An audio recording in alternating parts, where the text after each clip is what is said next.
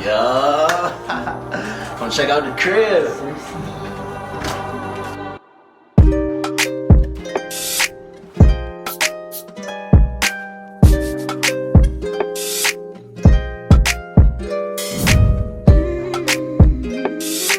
Welcome back, people. Welcome back.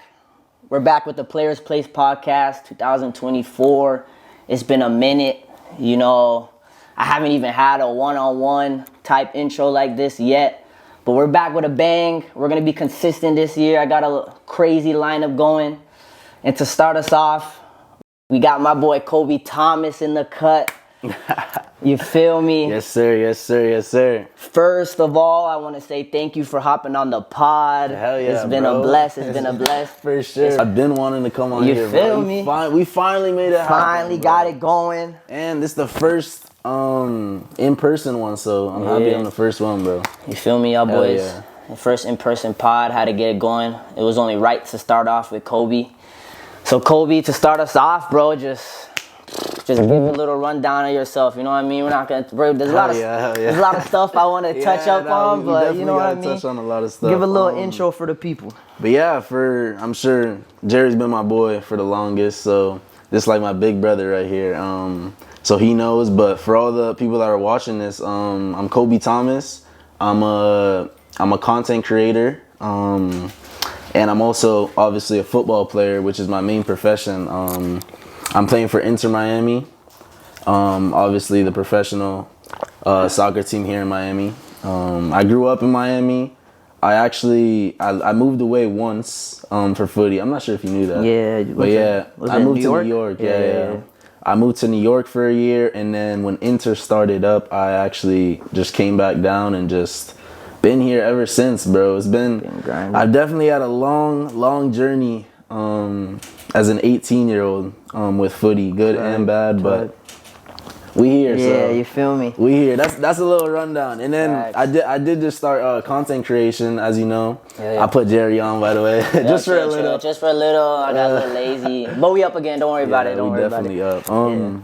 But yeah, so I started the content creation stuff, and obviously I started YouTube recently.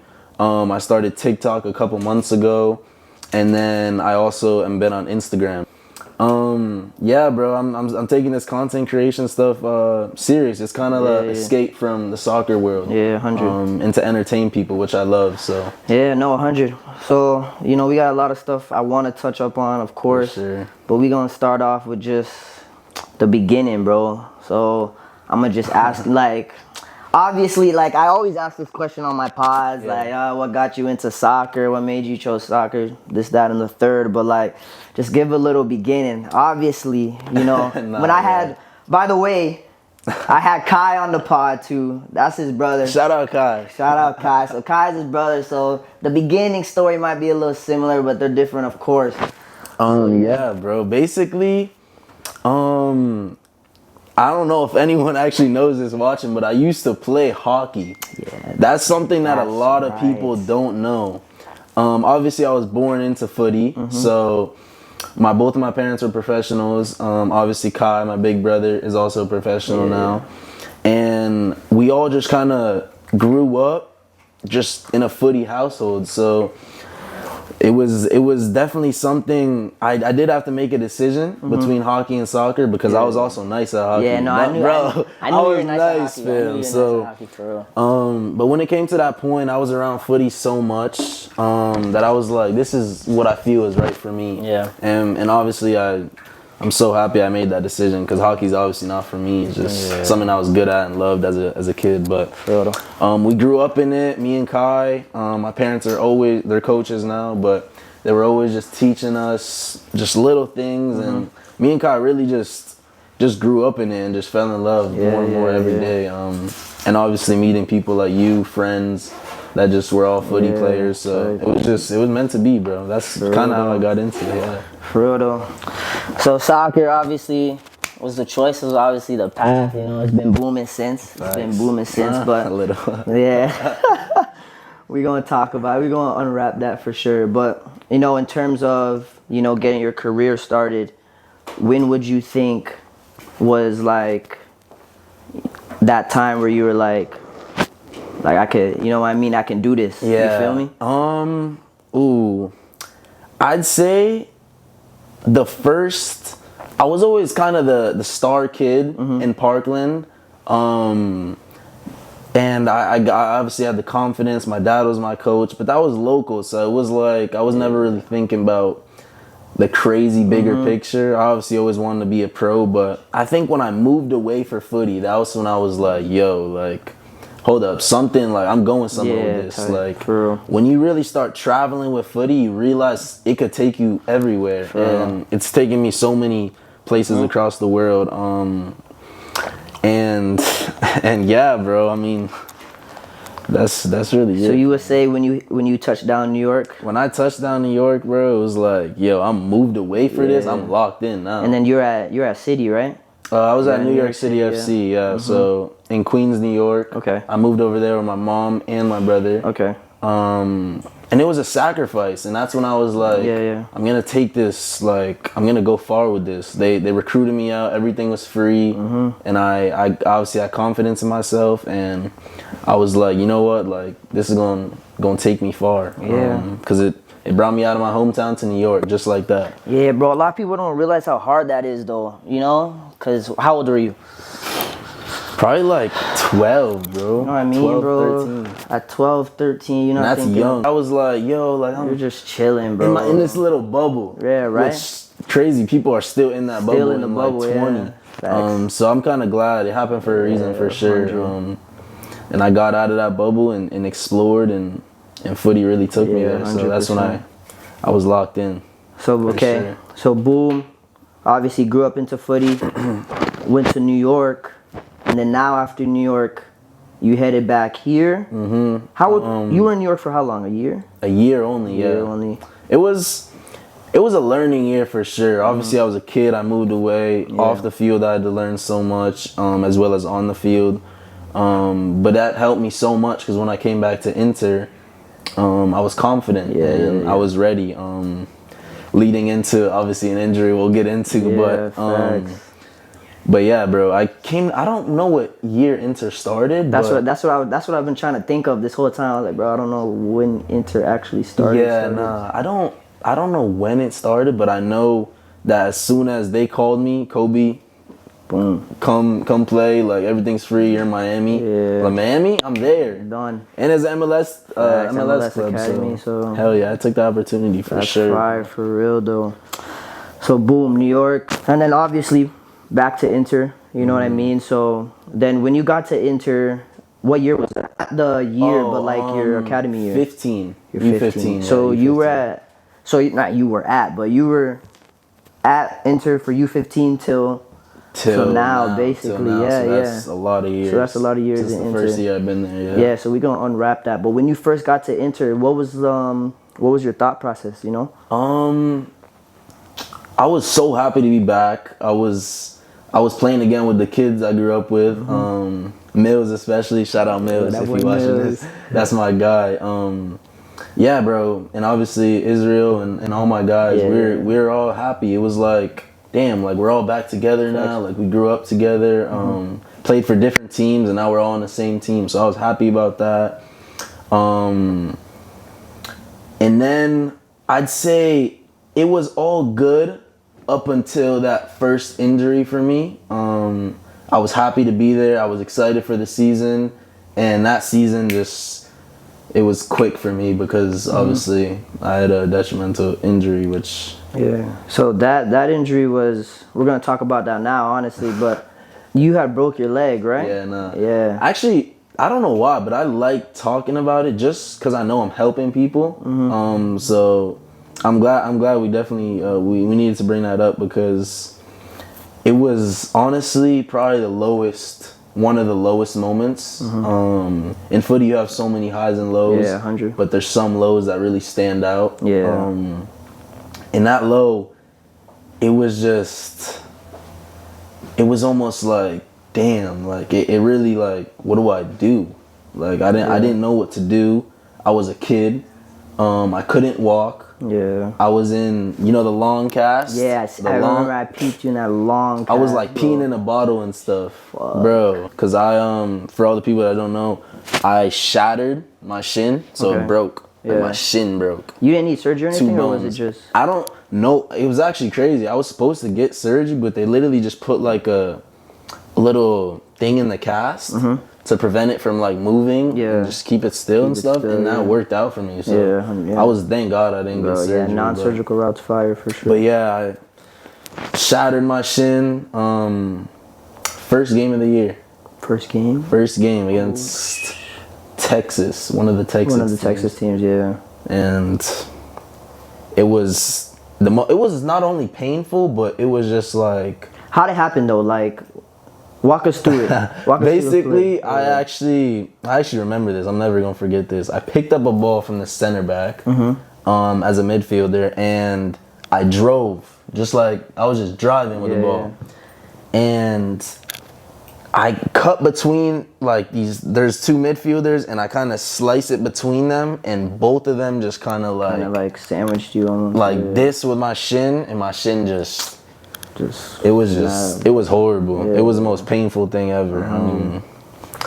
During that injury, obviously we talked about how it was tough and stuff. So how long were you out for?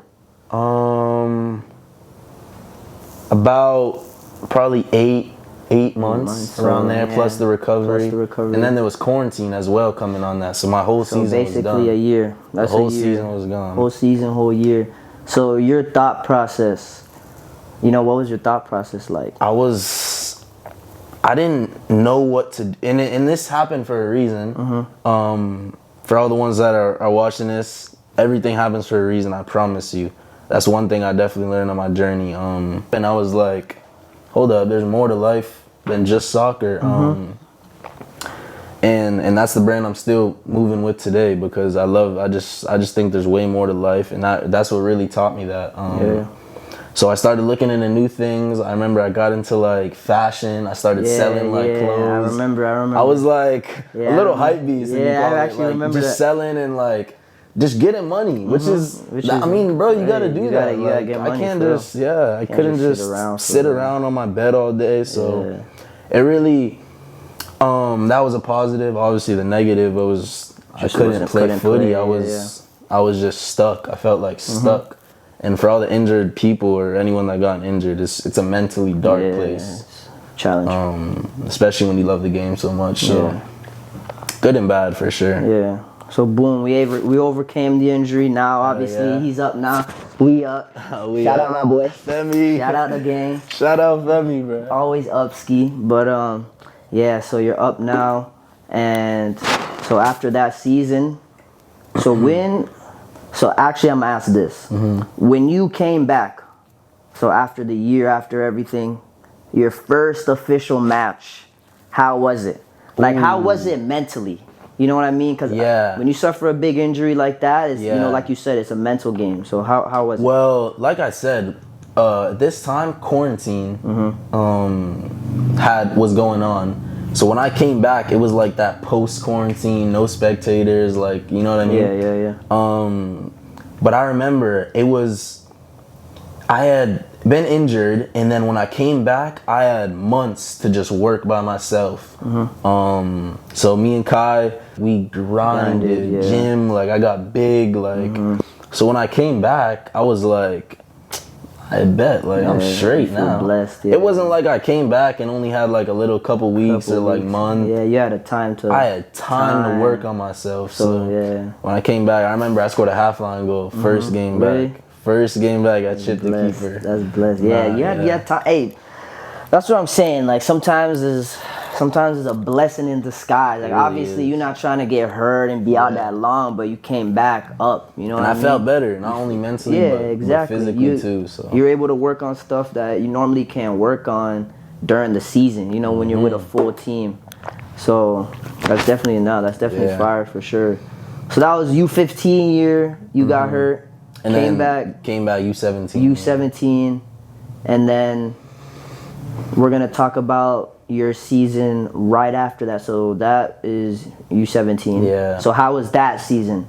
Because I know we can we're definitely gonna unwrap it a little bit, but I want you to talk about, because I know you started getting a little bit second team, you know, started getting in that cycle. So like So there was actually 2 17-year cycles. For me, one was really good. One was bad. Yeah. So the first one was bad, and nothing's bad. Obviously, I say it was bad because obviously I didn't play before. Yeah. But I wasn't a star. I've been a starter my whole life, and there had been a new coach, whom I love now. But at the time when he came in, he didn't like me, so I had to deal with that for the first time. Yeah. And there was also a first team player now in my position, and so that means I don't really play because obviously first team's priority. So I didn't get the minutes I wanted that much. I didn't really feel myself that much, and me looking at, I'm not gonna lie, I was a little overweight that year for my liking. Obviously, like to a normal person, I low key I wasn't always as like, humbly speaking, like fit as I am now. Of course. Like, I had been a little chunky, like I wasn't taking it as serious as I should have. And then later on, you learn these things in your career. Number one being, don't take anything for granted. I had been in the best club in Florida, and I was taking it for granted. I would mess around. I wouldn't eat properly. I would just, I'm here. Like, I did it. You did it. Yeah. And that really wasn't the way to take it. So that was the first year. I also still was balling, obviously. Like, I'm not going to say I was playing but I wasn't. But you weren't as locked in as you should be. Yeah, no, I feel you.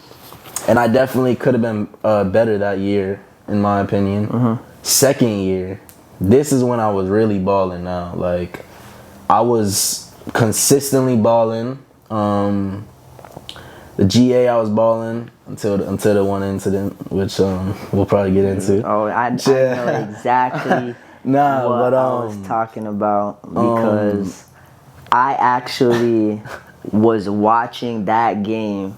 We are definitely unwrapping that. But I'm sure mad people were watching that too. But I remember. Like I said, bro, I'm happy to talk about it. 100%, bro, 100%. But yeah, bro, I think that 17 year, that was a really good year for me. I was obviously getting called up later in the year due to my performance to the second team. The first team had their eye on me. I was in talks, which is obviously the best place you want to be. 100%, bro. And the club really knew who I was. So that was a positive year.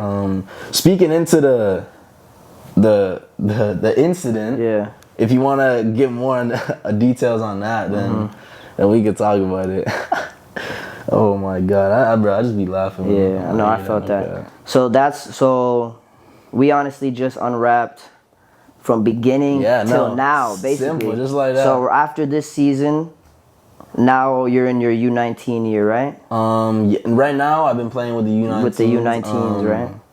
Yeah, I mean, that's it. Yeah, you know what I mean? I'm getting the second team again. There was some stuff that happened. Yeah, of course. You know how footy is. Yeah, bro, you know, you had a little break from. We'll call it a little break from the second team. Yeah, footy is really so like. There's a business side of it too. Business for sure, and then you really don't know like. You don't know what's happening. And sometimes it's not even on you, like. But that's why you just gotta keep your head down, bro, and just stick to you day by day, because you really can't control all that.